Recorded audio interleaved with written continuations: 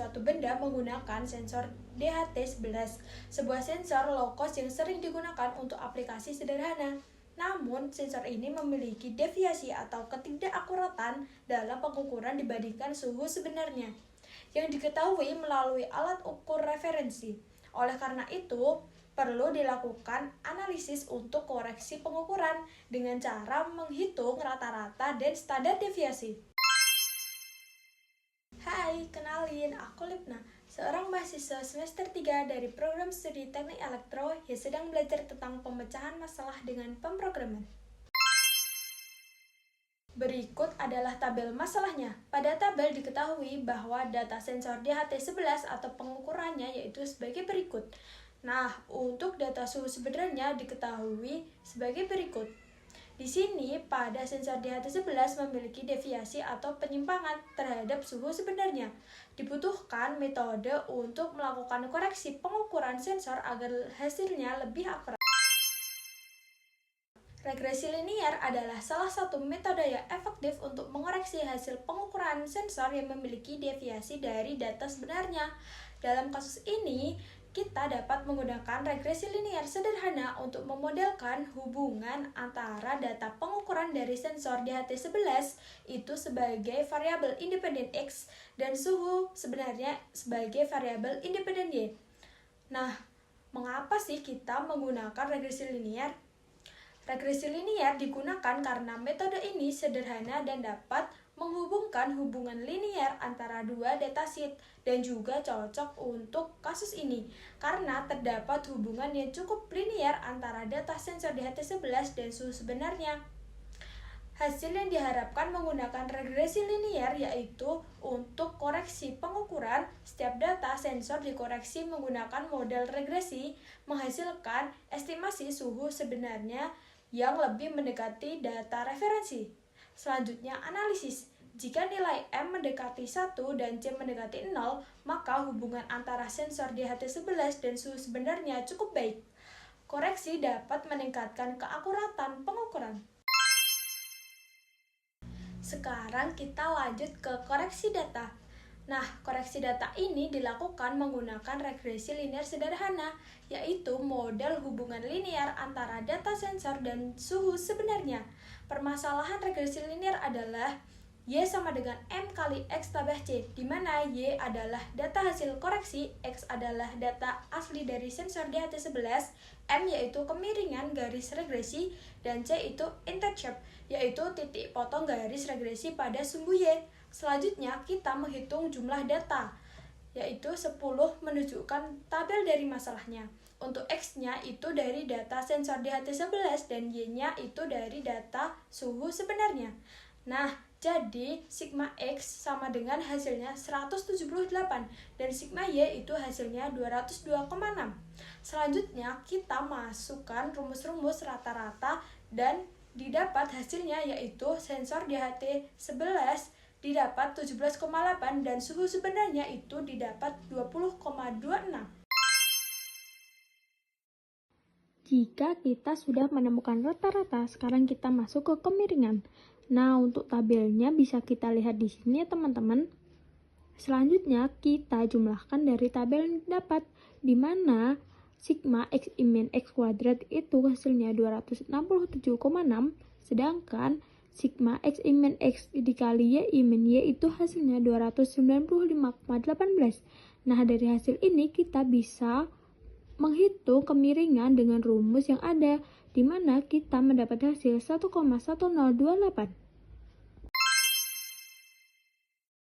Nah, sekarang kita lanjut ke hitung intercept dengan rumus C sama dengan Y min M kali X. Nah, untuk perhitungannya itu kita bisa dapat yaitu 0,628.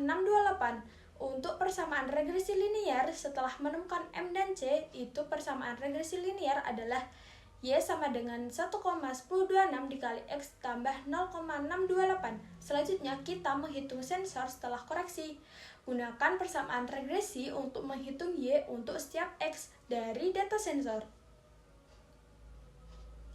Nah, untuk hasil koreksinya kita didapat yaitu 11,66, 12,78, 14,96, 17,17, 19,38, 21,58, 23,79, 25,99, 27,10, dan juga 28,20. Nah, untuk implementasi programnya bisa kita lihat di sini.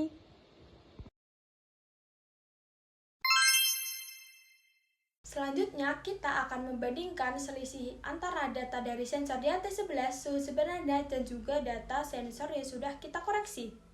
Dari tabel bisa kita lihat bahwa data antara sensor di HT11 dengan hasil koreksi yang sudah dilakukan, hasilnya lebih tepat atau lebih mendekati yang hasil koreksi karena jaraknya lebih kecil daripada pengukuran menggunakan sensor di HT11.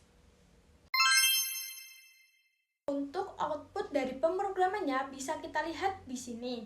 Nah, pada output pemrograman, kolom data ke N menunjukkan nomor pengukuran 1 hingga 10. Kolom pengukuran sensor berisi data asli dari sensor di HT11.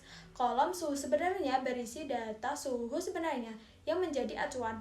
Dan juga kolom data setelah koreksi menampilkan hasil koreksi menggunakan regresi linear. Nilai ini mendekati nilai suhu sebenarnya. Nah, supaya lebih jelas teman-teman bisa lihat grafik ini. Output dari program yang menunjukkan bahwa pengukuran sensor di HT11 ditandai dengan garis hijau putus-putus. Terlihat bahwa data ini cenderung lebih rendah dibandingkan suhu sebenarnya, menunjukkan adanya deviasi. Untuk suhu sebenarnya ditandai dengan garis biru dengan lingkaran. Ini adalah acuan suhu yang diharapkan berdasarkan pengukuran yang lebih akurat. Dan untuk data sensor setelah koreksi ditandai dengan garis merah dengan kotak. Data ini lebih tepat atau telah diperbaiki menggunakan metode regresi linear. Grafiknya mendekati suhu sebenarnya.